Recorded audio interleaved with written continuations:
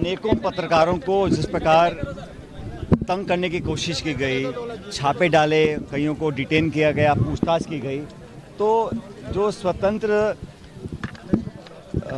Press का जो एक वातावरण है उसको कहीं ना कहीं दमन और सत्ता की ताकत से दबाने की कोशिश की जा रही है। और ये संकेत देता है कि जो केंद्र नेतृत्व है, भाजपा की सरकार दिल्ली में है, वो इस बात से डर रही है कि जनमानस की सोच में अब परिवर्तन आया है। परिवर्तन हिमाचल प्रदेश में आया, कर्नाटक में आया, अब इन 4 राज्यों में चुनाव होने वाले हैं, वहाँ पर भी आएगा। और मैं ऐसा मानता हूँ कि जो कार्रवाई करी गई वो एक लोकतांत्रिक व्यवस्था में एक स्वस्थ परंपरा नहीं है। पत्रकारों को जिस प्रकार से डराने की, दबाने की कोशिश की गई, मैं उसकी निंदा करता हूं। ऐसा नहीं होना चाहिए और एक स्वतंत्र वातावरण में सब लोगों को अपनी पत्रकारिता करने का आज़ादी होनी चाहिए। बहरहाल जो प्रचार चल रहा है, जिस प्रकार प्रधानमंत्री बार बार आ रहे हैं, मेरे ख्याल दोबारा उनका आने का प्रोग्राम है राजस्थान में, लगातार वो आ रहे हैं और आरोप राज्य सरकार पर लगा रहे हैं, लेकिन एक बार भी ये नहीं कह रहे कि पिछले 9 साल के कार्यकाल में राजस्थान प्रदेश के लिए ऐसा क्या विशेष उन्होंने किया। आप यहाँ पर आकर आप घोषणाएं कर जाएं, लेकिन जो ज्वलंत मुद्दे हैं, चाहे वो ERCP का है, चाहे हमारी जो परियोजनाएं अटकी हुई हैं धनराशि के अभाव में, रेल परियोजनाएं हैं, बड़ी बड़ी योजनाएं हैं, और राजस्थान सरकार का जो हमारा धनराशि बकाया है उसको केंद्र सरकार वापस नहीं कर रही है। पूर्ण बहुमत मतलब 25-25 सांसद 2 बार राजस्थान में बीजेपी जीत कर गए, लेकिन राजस्थान को कोई विशेष दर्जा, कोई विशेष पैकेज, कोई बड़ी परियोजना, कोई ऐसा संसाधन का दिल्ली से कोई योगदान नहीं मिला जो हम लोगों को अपेक्षित था। अब वो लगातार प्रचार कर रहे हैं, लेकिन आपस में जो खींचतान है भारतीय जनता पार्टी के अंदर वो जग जाहिर है। मैं उस पर प्रकाश डालना नहीं चाहता हूँ, जनता सब जानती है। मैं इतना कहना चाहता हूँ कि लगातार यहाँ पर हमारी पार्टी के नेता जो आ रहे हैं और हमारे प्रदेश का जो नेतृत्व तो यहाँ पर हमारी सरकार पार्टी का है, लगातार हम काम कर रहे हैं और समन्वय के साथ हम लोग बहुत तेज़ गति से आगे बढ़ रहे हैं।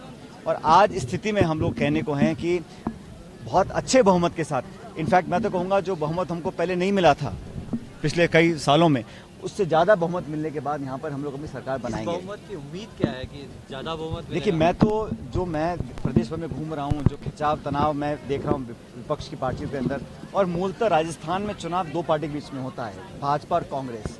बाकी छोटे दल पहले भी चुनाव लड़ते आए हैं, आज भी चुनाव लड़ेंगे, शायद भविष्य में लड़ें, लेकिन मुख्य मुकाबला भाजपा कांग्रेस में होगा। भारतीय जनता पार्टी का जो मैं देखा है रवैया, 4.5 साल तक बिल्कुल वो आराम की नींद सो रहे थे, जनता की आवाज़ बनने की उन्होंने कोशिश भी नहीं करी। और जनता भी समझ रही है कि अब चुनाव हैं, इसलिए यात्राएं निकल रही हैं, आक्रोश यात्रा, परिवर्तन यात्रा, संकल्प यात्रा, लेकिन पब्लिक के इंटरेस्ट की कोई बात नहीं कर रहा। मैंने पहले भी कहा, राजस्थान की जनता के लिए भाजपा का क्या विजन है, क्या रोड मैप है। 5 साल में अगर आप सरकार में आएंगे तो क्या करेंगे। पहले सरकार वसुंधरा जी की थी, जनता ने इसको हराया, लेकिन इन 5 सालों में बीजेपी ने कोई वैकल्पिक व्यवस्था की कोई परियोजना जनता के सामने प्रस्तुत नहीं करी है, कोई रोड मैप, ब्लूप्रिंट तैयार नहीं किया। और जो चुनावी रणनीति होती है उसमें भी कांग्रेस बहुत आगे है भाजपा से, इसलिए मुझे पूरा विश्वास है, ना सिर्फ इस जिले जहाँ का मैं प्रतिनिधि हूँ टोंक, लेकिन समूचे राजस्थान में कांग्रेस पार्टी को अच्छा बहुमत मिलेगा। ताकि बीच में लोग भी क्या करें, क्या पूरे मुद्दे केंद्र वाले रहने वाले हैं या लोकल मुद्दों पर भी कांग्रेस मैदान में रहेगी? देखिए, अब तो दोनों मुद्दे बराबर हैं, क्योंकि 9 साल जनता ने पूरा बहुमत बीजेपी को दिया, पूरा समय उनके पास था, एक पूर्ण बहुमत की सरकार थी, सिंगल पार्टी मेजोरिटी बहुत सालों के बाद, मेरे ख्याल सन 84 के बाद पहली बार पूर्ण बहुमत किसी एक पार्टी को मिला। लेकिन उस बहुमत का आपने किया क्या?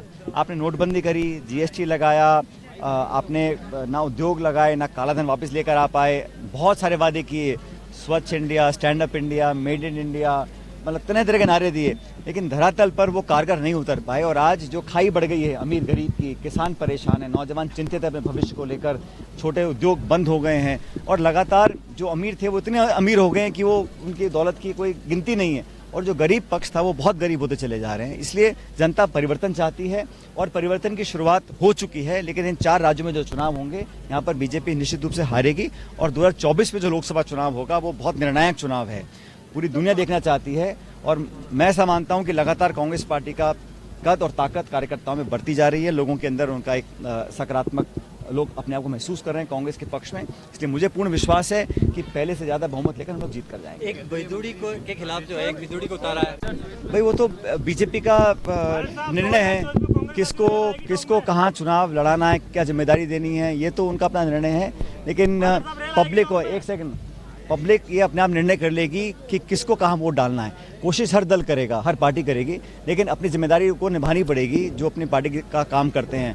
मैं किसी व्यक्ति पर टिप्पणी नहीं करूंगा, मैं सबको जनता पे छोड़ता हूं, वो निर्णय करेंगे कि किसको वोट डालना है, किसको नहीं डालना है। सर आगामी विधानसभा के चुनाव आने वाले हैं, कितने विधानसभाओं के अंदर कितने लोगों के टिकट काटे जाएंगे? सरकार देखिए ये निर्णय पार्टी का है, लेकिन मैंने कल भी कहा था जयपुर के अंदर टिकट वितरण हमारे यहाँ प्रणाली एक बड़ी स्पष्ट है। हमारे ऑब्जर्वर्स, हमारे प्रभारी, सह प्रभारी जिलों में घूम रहे हैं। आज भी कई जिलों में लोग जा रहे हैं, अपनी रिपोर्ट तैयार कर रहे हैं और कार्यकर्ता जनता का फीडबैक लेकर टिकट दिए जाएंगे।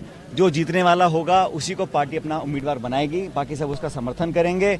मैंने कल भी कहा, मैं दोबारा कह रहा हूँ, ये किसी की पसंद नापसंद, किसी का गोट कुछ नहीं चलेगा तेरा मेरा।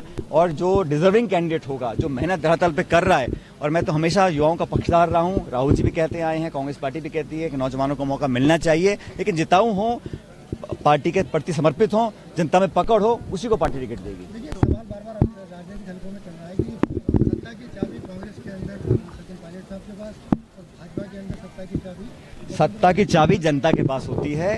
जो जनता के बीच में जाएगा, अपने आप को जनता के बीच में रखेगा, लोगों के दिल दिमाग में राज करेगा, वही व्यक्ति, वही दल जनता की सेवा करने के लायक बनेगा।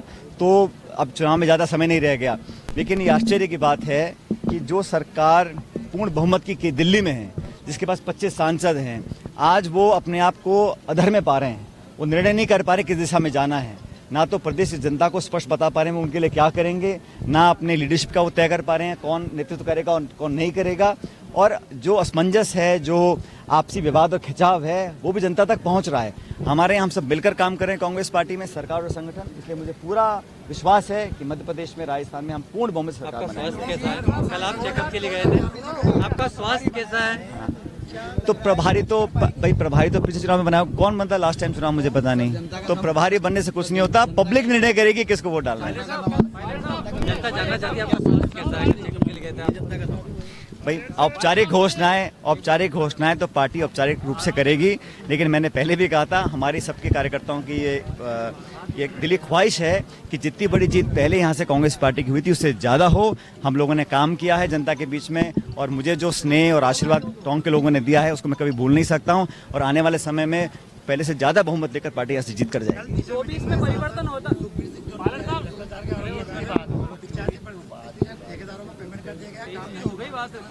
मैंने स्टेटमेंट देखा नहीं है।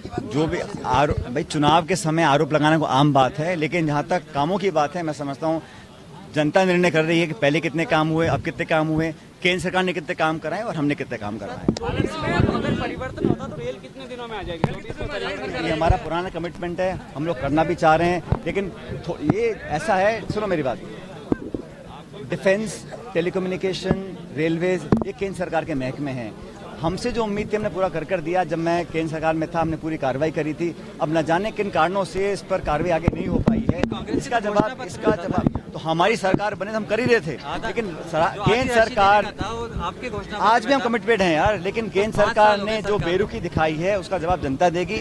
मैं तो उतना कहना चाहता हूं कि जो परियोजनाएं राज्य सरकार की हैं उनमें कोई कमी नहीं छोड़ी, चाहे मेडिकल हो, चाहे स्कूल हो, चाहे कॉलेज हो, चाहे सड़क बिजली हो, लेकिन जो गवर्नमेंट ऑफ इंडिया के डिपार्टमेंट्स हैं उस पर केंद्र सरकार को रुचि दिखानी चाहिए थी, नहीं दिखाई, उसका मुझे बहुत खेद है।